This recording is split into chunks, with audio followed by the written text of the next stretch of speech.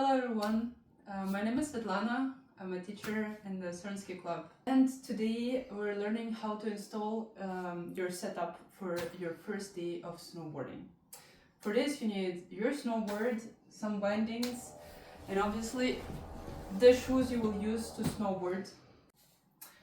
So you have the chance to see completely new bindings. It won't be easy for you guys who are starting snowboarding. So here I'm showing you the setup of completely new bindings. First of all, the bindings are going with the clippers in the outside part. So this binding is the right binding for the right leg and that one is for the left leg. They will be positioned like this at the end. Let's jump into it. Okay guys, so let's dig in what we have here. First, we have this fixing system and the binding itself. The fixing system will go like this at the end on the snowboard. The system you're fixing should be perpendicular to your snowboard. Why so? Because at some point in time, you may want to move your binding front or back. It means that you need to be able to position your disc to move the binding front and back if there's a necessity for this. So be sure when you're positioning your disc inside to position the disc in that way, for example, or the other way. We don't care that much about this extra screw for this specific snowboard, just to be sure that the holes are perpendicular to the snowboard. So it means that the binding will stay like this for the beginning. For our teaching, we like to do a lot of freestyle, and when we're doing some freestyle with snowboards, we like to have our angles with some inclination to the front and back of the snowboard. Means that your angle of the binding will never be at zero, like on this picture, how I fixed it now. It always wants to be at the degree 15. I will show you how it will look like. Here, this binding will go like this. You'll see we changed from 0 degrees to 15 degrees to make our binding twisting our leg in the outside side of the board. So we did this procedure for the left binding. Let's do the same for the right binding. Let's start again with the 0 degrees. You see that our holes are perpendicular to the snowboard, and now we turn the binding in the outside range, in the outside 15 degrees to face the leg in the outside part of the snowboard. In the final setup, your legs should be turned in the outside part of the snowboard, both having 15 degrees of inclination. Very often, when you're taking a snowboard from some rental, they don't specifically know how to position your bindings, and very often they will position it in one way. That's wonderful for some fast riding, but we're really interested to teach you different fun things. That's why we're positioning our bindings 15 degrees out on every side of the snowboard. So be sure to correct your bindings if you're having a snowboard which is having a setup for having some speed. Some snowboards have different shapes. This one, for example, is directional, means that the nose of the snowboard is longer than the tail of the snowboard. Nose of the snowboard is the part which will be in front when we will be riding. We will see this part. You can check the difference of the length. Sometimes you can even put the centimeters and check which side of the snowboard is longer or shorter. The longer part should be always in the front of your snowboard. If you don't want to measure your snowboards and you're too lazy, generally the snowboards, the current ones, are having some interesting pictures on them, and very often the picture is done in a way that your nose is more interesting than the tail. So see, this snowboard, for example, has a mountain in the middle, and we want to have the top of the mountain towards the nose of the snowboard. So this setup is done for a person who will be riding the snowboard mostly with the right leg in front. It's a snowboard which is a setup for a goofy snowboarder.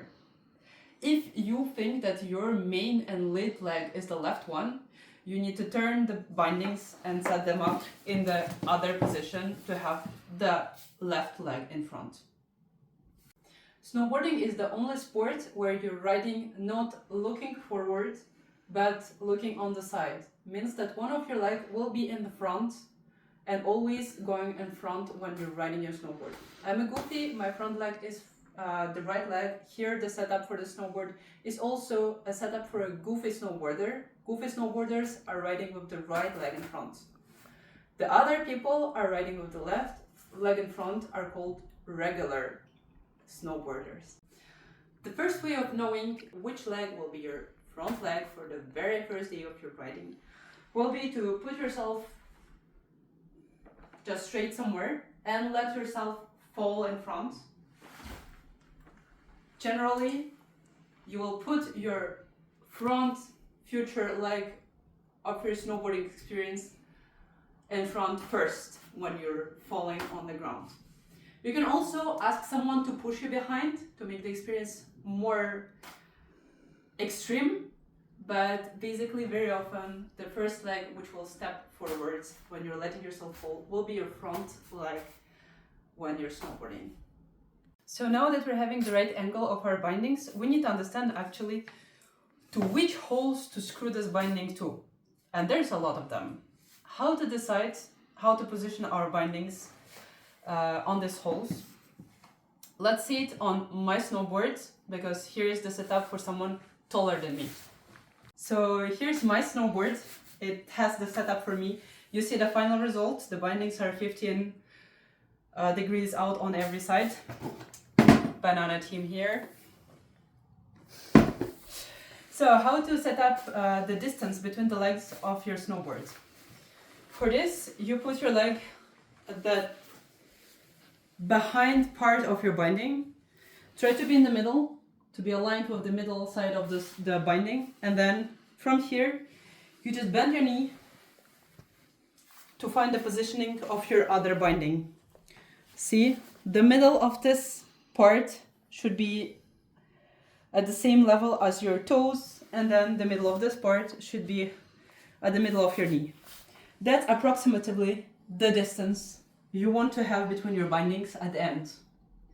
Let's try to do the setup on the other snowboard right now. So this snowboard will be ridden by a tall person. That's actually the rider. He positioned his leg and knee, and we position the bindings the furthest away from the center because he's pretty tall and he needs this space between his legs. Generally, you want to choose the same amount of holes on the left and right side. So here, for example, you see that both bindings are at the very extra end of the snowboard, and we see some holes on both sides, which is fine. Now we want to fix our bindings to the snowboard. We have the right positioning, we have the right angles.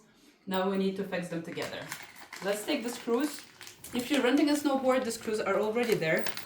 If it's new bindings, you need to put the screw inside the system. And when you're fixing your first binding, try to put the holes in the middle of the fixing system, just to check how it goes. Sometimes we need to advance and put it behind. It depends on the size of your leg. Let's start with putting it in the middle and see how it goes.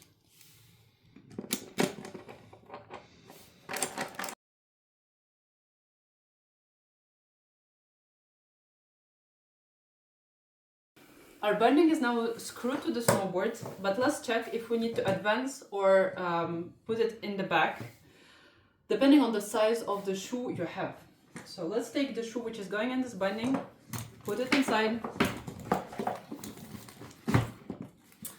If the binding is positioned well, when you're checking your shoe in the binding, your shoe should be in the middle of the snowboard. So basically, it should go out of the snowboards on the back edge and on the front edge the same way. If you see that your shoe is really in front, means that you need to put your binding a little bit behind to avoid the shoe to dig in the snow when you're riding on your front edge. So far, I'm pretty liking the positioning of this shoe, so I will abandon this binding and do the second one to see the final setup.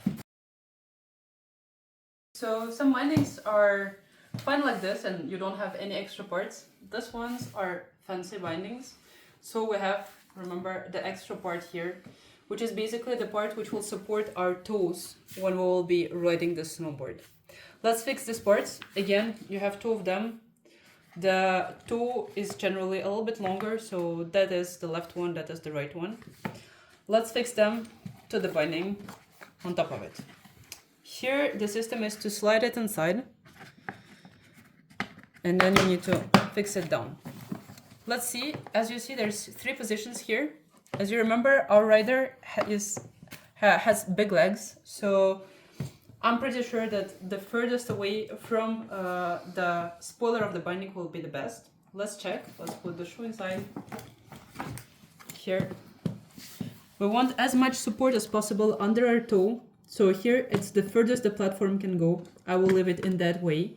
If you have smaller shoes, you maybe want to put the platform a little bit more inside to have it closer to the spoiler, to the back side of the binding. Here, for example, we really see that it's too far away from the toe and it's really not helpful that much. So put it as long as possible to support this part of the shoe.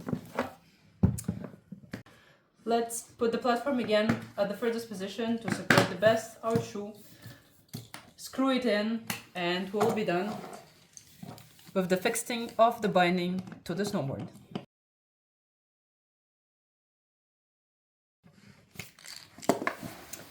So here the binding is fully attached to the snowboard. We now need to adapt this binding to the shoe we're having. So we already did the bottom part. Let's see if this binding is fitting to the shoe. For this you need to put the shoe inside the binding and see how are the straps fitting on your shoe. So here, for example, the strap is basically not closing around the shoe. Generally, every binding has some system to adapt the binding to the shoe. When you want to enlarge the straps or adapt them, you want the largest part of the strap to be around in the middle of your shoe. So here, for example, I want this part, the larger part of this binding, to be in the middle of my shoe. When you're having it set up from a rental shop, very often you have very old bindings fixed to the snowboard. For old bindings, you often have a strap which is not that large, but much thinner. The strap which is thin is generally going on top of the shoe, like this, and you want this part again in the middle of the shoe. For new bindings, very often you have the system as I'm having here, this extra system which is basically going around the toe of the shoe to basically give you some more control over your snowboard. So here this strap has a hole, it's pretty large, so I will want to put it around the toe and I will adapt this binding to fit the toe of the shoe. If you're having thin straps, you probably will need to fix it that way to hold your binding on top of the shoe. Let's adapt this binding to the shoe. For this specific binding has a little opening here and a screw. We will unscrew it and try to put the strap to fit it the best to the shoe.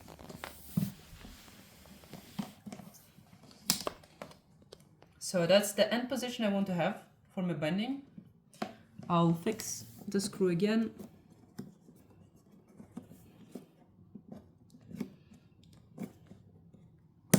Let's see how it goes. Once I will strap the shoe inside. It's perfectly holding. You see that my binding is in the middle of my toe of the shoe. Here we are. Closing the binding is generally like this. You need to pull on the mini spoiler. If you want to open a binding, most of the systems are just opening that way. You need to pull on this large part and open the binding. Let's fix the strap again and try to fix the other strap the same way. You see it's a little bit on the side of my shoe, on my boot, and I want it to be a little bit more in the middle. Again, same system. I'm unscrewing here, moving my top parts to be happy with the position, putting back the screw.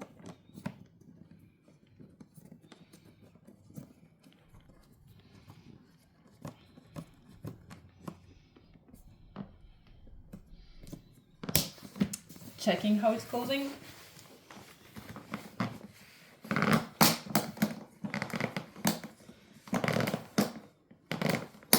Okay, here the setup is perfect. You have both parts of the binding in the middle of your shoe. Here you have the second system of opening that you can find on some bindings. To open this one, you need to pull this little part to open your binding. So this part is ready. Let's proceed and do exactly the same thing on our right binding. Guys, our snowboard is now ready to be ridden. As you see, our both bindings are facing the outside part. Our boots are well strapped inside the bindings.